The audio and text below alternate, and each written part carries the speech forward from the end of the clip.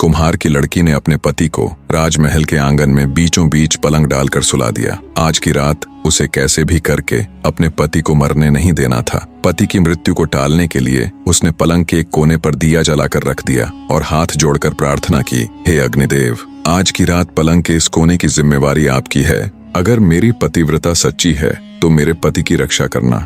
पलंग के दूसरे कोने पर एक लोटा जल भरकर रख दिया और बोली, हे जलदेव, अगर मेरी भक्ति सच्ची है तो आज की रात मेरे पति की रक्षा करना। शौर्यवती ने पलंग के तीसरे कोने के पास कुछ गेहूं के बीज रख दिए और बोली, हे अन्न देवता, इस कोने का भार मैं आपको सौंप रही हूँ। आज रात मेरे पति की रक्षा का दायित्व आपका है। और पलंग के चौथे कोने के पास वो खुद खड़ी हो गई। जब नाग उसके पति को मारने में असफल हो गया तो अब की बार धर्मराज ने राजा के लड़के के प्राण हरने के लिए खुद बेमाता को भेजा। कहानी को बीच में रोककर आपको बताता चलूं कि बेमाता भी धर्मराज की एक खास इकाई है। जैसे यमराज और यम के दूत होते हैं, कहते हैं बेमाता का लिखा हुआ कोई भी नहीं टाल सकता। बेमाता जब राजा के लड़के के प्राण लेने आई तो उसे पलंग के पहले कोने पर अग्निदेव का पहरा मिला। बेमाता को देख अग्निदेव बोले, अगर तुम मेरे ऊपर से जाकर राजा के लड़के के प्राण हरोगी तो मेरा तो कोई आदर मान ही नहीं रहेगा। मैं ही हूँ जो जीने से लेकर मृत्यु तक हर व्यक्ति को पवित्र करता हूँ। अगर तुम मेरा निरादर करके उसके प्राण लोगी तो मेरा तो अस्तित्व ही खत्म हो जाएगा। फिर बेमाता पलंग के दूसरे कोने के पास जाती है तो वहाँ उसे जल देवता मिलते हैं। वो भी वही बात कहते हैं, अगर तुम मेरा निरादर करके राजा के लड़के के प्राण हरोगी तो कौन मुझे देवता मानेगा, मेरा तो अस्तित्व ही मिट जाएगा।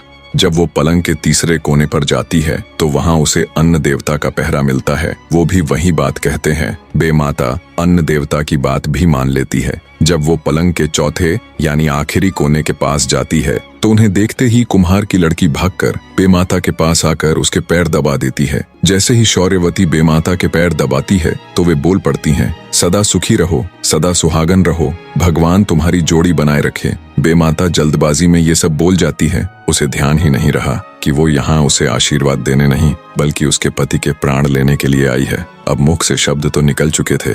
बेमाता कुम्हार की लड़की से बोली, तुमने तो बड़ा गजब कर दिया। मैं यहाँ तुम्हारे पति के प्राण लेने के लिए आई थी। इसकी तो सिर्फ आज की ही आयु है। आज इसे धर्मराज के घर पेश होना है, पर तुमने तो छल से मेरे ही कान काट लिए। जल्दी से मैं मेरे पैर दबाकर मुझसे ही सदा सुहागन का आशीर्वाद ले लिया। तब शौर्यवती बोली, तो और मैं क्या करती माता, अपने पति को अपने से पहले कैसे मरने देती। अब देख लो माता, या तो आप अपने वचनों से हारी हो जाओ, अन्यथा इन्हें जीवित छोड़ दो। शौर्यवती की बात सुन बेमाता सोच में पड़ जाती है। फिर कुछ सोचकर कहती है,